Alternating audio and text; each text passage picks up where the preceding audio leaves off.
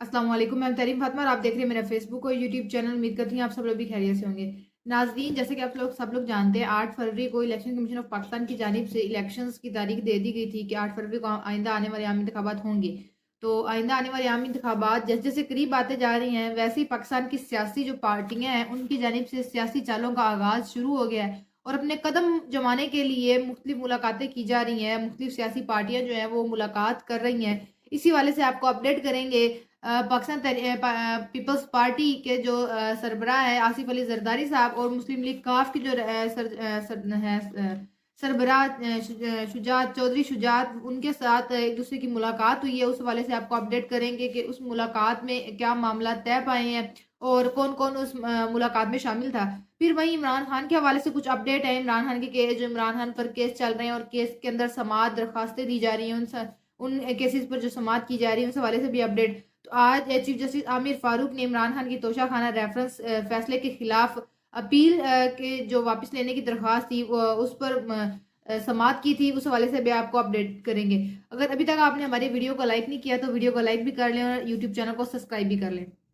सबसे पहले बात कर लेते हैं मुस्लिम लीग नून के रहनुमा राना सनाउल्लाह के हवाले से। उनकी जानिब से एक बयान सामने आया है नवाज शरीफ को लेकर, और जिसमें उन्होंने बोला कि जो नवाज शरीफ को जब वो नवाज शरीफ नाअहल हुए थे और नवाज शरीफ को सज़ा सुनाई गई थी, उस हवाले से उनको लेकर बयान सामने आया जिसमें उन्होंने बोला कि नवाज शरीफ को सज़ा जो दी गई है वो एक मजाक है और सज़ा देने वाला जो था वो नवाज शरीफ के घर आया और उन्होंने घर आकर माफ़ी भी मांगी है। जियो न्यूज़ के प्रोग्राम में उन्होंने गुफ्तगू की और गुफ्तगू करते हुए बोला है कि नवाज शरीफ की 2 अपीलें जो है वो ज़ेर इल्तवा थी। एक में ज़मानत हो चुकी है और वो इलेक्शन लड़ सकेंगे। जो वो एक तो जो नवाज शरीफ पर सज़ा लगी थी कि वो इलेक्शन नहीं लड़ सकेंगे, 10 साल के लिए नाअहल है।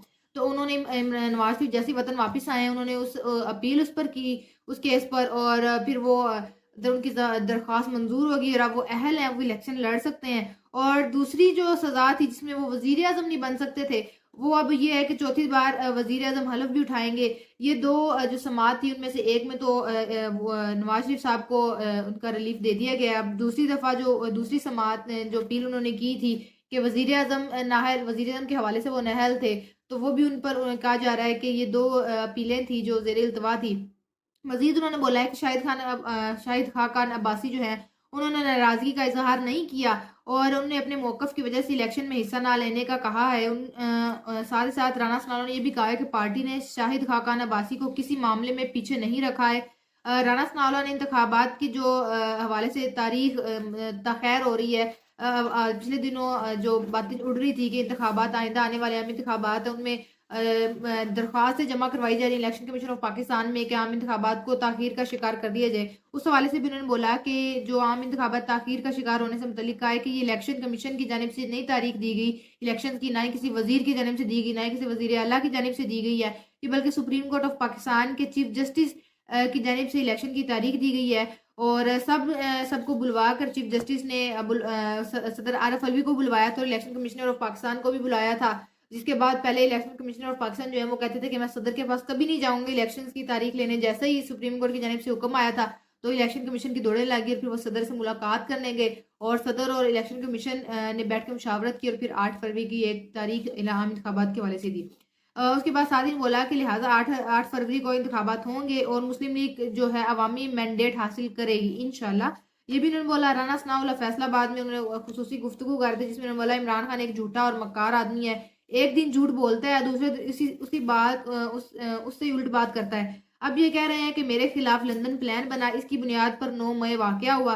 इससे कोई पूछे कि 9 मई से पहले जब तुम कह रहे थे कि अगर मुझे गिरफ्तार किया गया तो आपने फलां फलां पर जगह जाकर एहतजाज करना है, तो क्या ये कोई लंदन में बैठकर तुम्हें मजबूर कर रहा था कि तुम ऐसी तकरीरें करो। तो अब देखें, इमरान खान ने जो बात की थी कि अगर मुझे गिरफ्तार किया जाएगा तो अपनी आवाम से अपने जो इमरान खान के सपोर्टर्स हैं, वर्कर्स हैं, इमरान खान उन्होंने बोला था कि जो है पुरअमन एहतजाज आप करें।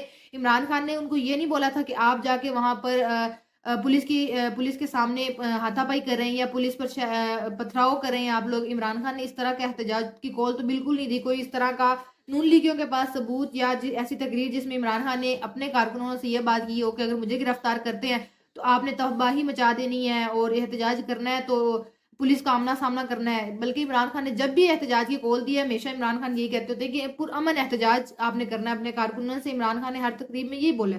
मज़ीद उन्होंने बोला कि तुम्हें किसने कहा था कि लोगों को ये चीज़ें समझाओ और नौजवानों को गुमराह करो, उनके ज़हनों को ख़राब करो, और अगर कोई गिरफ्तारी करना चाहता है तो वो गिरफ्तारी दे दो, उसके बाद जो तुम्हारी अपनी ज़मानत का हक है उसको इस्तेमाल करो।